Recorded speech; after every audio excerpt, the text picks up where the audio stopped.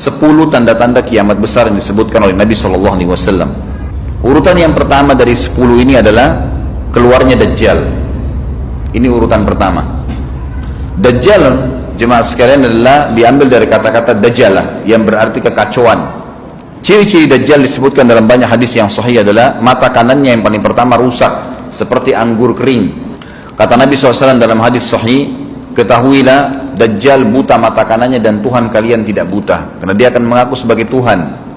Kemudian dia orangnya memiliki kulit yang kehitam-hitaman serta memiliki dahi yang lebar. Setiap orang beriman bisa membaca di dahinya tertulis 3 huruf kafara. Semua orang yang ngerti tulisan Arab, tidak ngerti tulisan Arab akan bisa tahu dan baca itu kafara, kufur. Rambutnya keriting dan orangnya tinggi besar. Kata Nabi SAW, kalau kalian dengar Dajjal keluar di satu lokasi, maka menghindarlah. Walaupun kalian harus lari ke gunung, dia akan keluar membuat kerusakan selama 40 hari. Kata Nabi SAW, 40 hari itu sehari seperti setahun, sehari lagi yang kedua seperti sebulan, hari yang ketiga seperti sepekan, dan sisa harinya seperti hari kalian. Dia akan keliling muka bumi semuanya. Dan kata Nabi SAW, seluruh bumi ini akan dimasuki oleh Dajjal, tidak tertinggal satu lorong, gang, jangankan kota atau desa, kecuali Dajjal akan masuk ke dalamnya, kecuali Madinah dan Mekah. Tidak bisa dimasuki oleh Dajjal.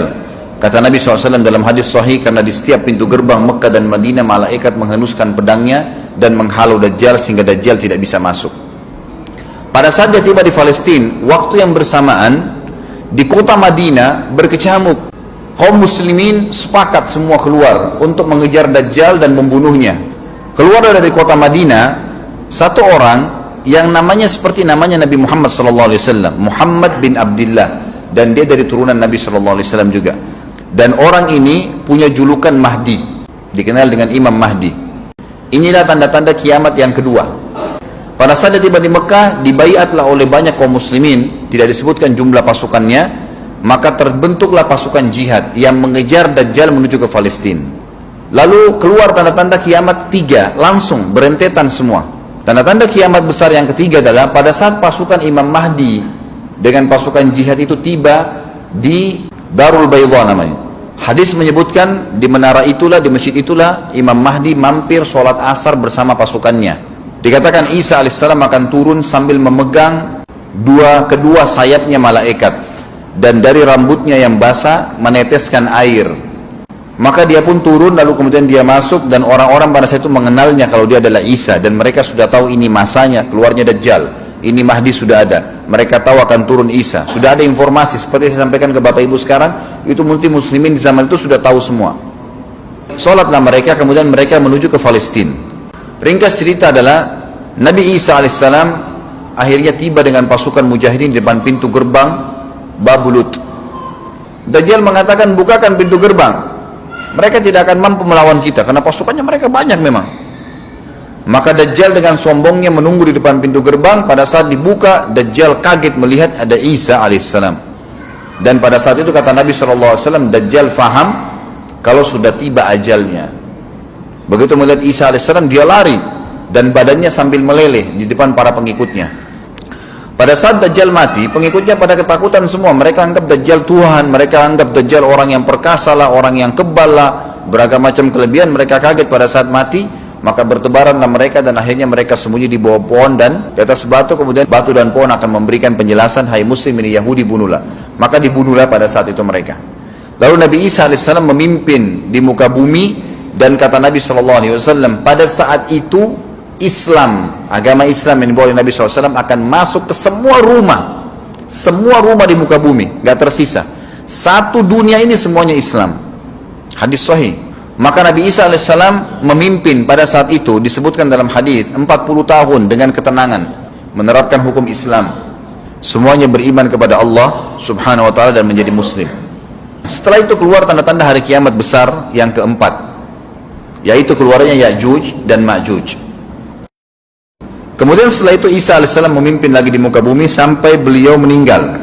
Setelah Isa AS meninggal, kembali lagi sebagian besar manusia berbuat kekufuran. maka Allah subhanahu wa ta'ala keluarkan tanda-tanda kiamat besar yang kelima. Yang kelima ini adalah keluarnya hewan atau binatang melata. Binatang melata ini disebutkan dalam hadis yang sahih riwayat Bukhari, bahwasanya Allah SWT akan keluarkan, tapi tidak disebutkan dari bumi mana dia keluar. Dia akan keluar hewan melata yang bisa berbicara seperti manusia dan badannya dipenuhi dengan bulu.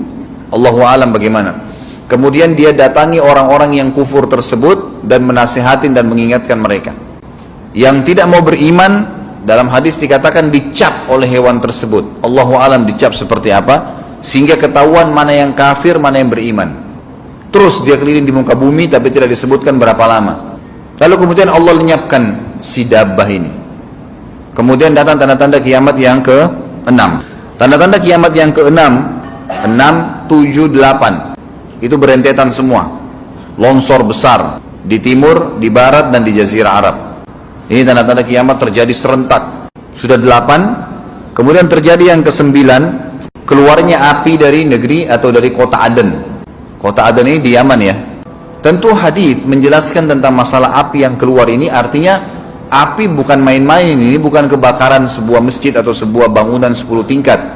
Api ini bisa menghalau manusia untuk jalan karena panasnya. Sebagian riwayat menjelaskan api tersebut akan berdiri seperti gunung yang besar dan dari seluruh pelosok dunia bisa kelihatan.